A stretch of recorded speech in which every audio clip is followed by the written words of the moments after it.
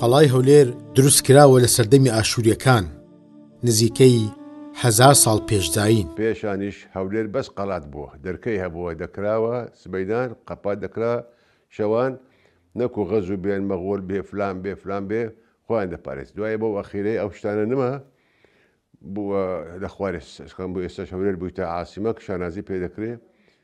ئەم شوێنە تەمان 1920 یەکەم جارەکە وەکو مزگەوت ناوی دێ لە معجەم البلدان کە کتێبێکە باسی دەکا کە ئەم شوێنە شوێن مزگەوت بۆ کراوتە بە مزگەوت.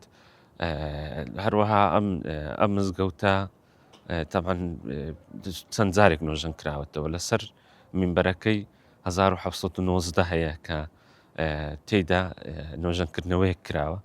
الله أكبر الله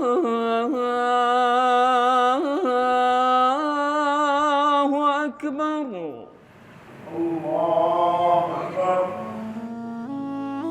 تاوەکو ئێستاش دەرگای بەڕووی نوێش خوێن و خواپەرستی کراوەتەوە. مێژووی مزگەوت لە خاچی کورد سێشەممە کاتژمێرنەوە.